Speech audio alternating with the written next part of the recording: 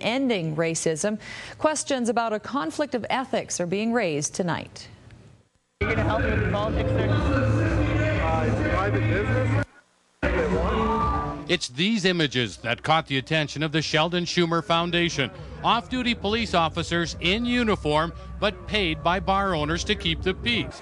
But who are they serving, given allegations of racism that bar owners are refusing entry to ethnic minorities?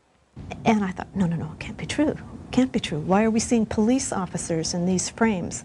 And in fact, that's indeed what we have. We had Calgary police officers in uniform, shoulder to shoulder, almost, and in some cases, with the bouncers.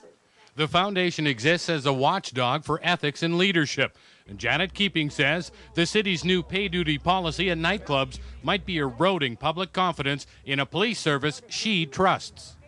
Much better than just about anywhere else in the world. Why are we playing with that? Why are we toying with that? Why are we risking undermining the impartiality of the police and the public's confidence in that impartiality? Not a good idea, perhaps. We're just asking those questions, raising those questions. It was at the request of bar owners in collaboration with us that we moved forward with that program. And I mean, violence is their concern, it's our concern. And if it impacts that level of violence in and around the bars, then it's probably a favorable entity. Obviously, some of these things may have unintended consequences.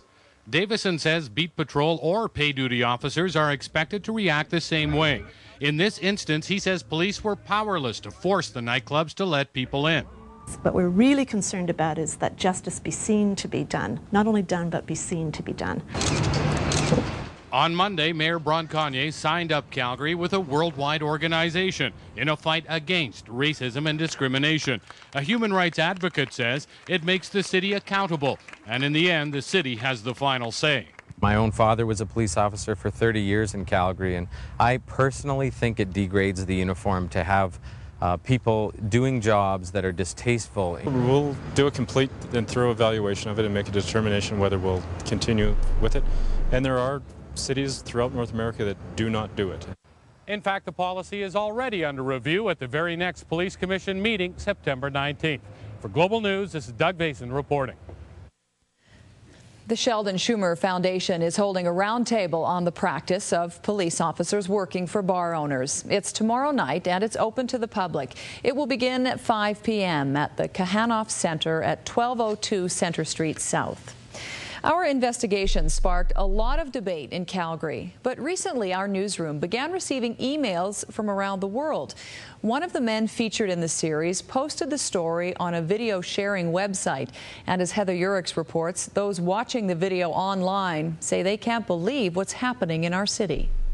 I'm not playing any games with you guys. It was an award-winning Global News investigation. But now, racism at the door is reaching a whole new audience, thanks to the internet. The clip is now one of the highest-rated videos on YouTube.com. YouTube is a phenomenal success story. It started in February 2005 in a garage in California. Now it serves 100 million videos every single day. So the reality is that it's become the place to get your video posted.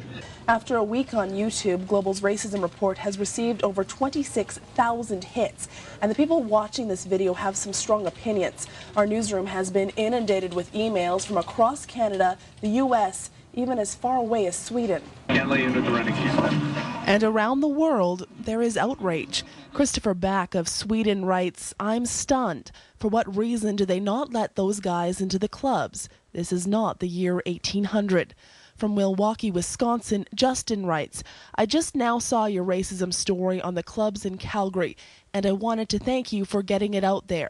I get so outraged that this even still happens, but I get even more outraged that people don't think it happens anymore." And from Toronto, Aleem tells us, "This is why I would never move to Redneckville, Calgary. This would never happen in Toronto." We have to hold people accountable. It's that kind of reputation that city officials say is concerning. We're no longer an island out here in Calgary. We're no longer the wild, wild west. We are a global metropolitan community, and the eyes of the world are watching us. And according to Dr. Keenan, the number of hits this video has received proves that people are taking notice. A lot of people are saying that YouTube and sites like it are really a kind of inside channel into people's hearts and minds and what's really happening. You should be very proud if you get 30,000 downloads of your video, because that means you've hit a nerve. For Global News, this is Heather Yorex reporting. And you can see our racism story on YouTube for yourself. Just log on to youtube.com and search Racism Reborn. Todd Gallant is in now with our first look at the forecast. We are in for a big change. Yeah, you're right, Linda. Depends where you were in the province today. Already the change beginning through central Alberta. Thunder showers, and we had watches and warnings that were in effect south of the Edmonton area.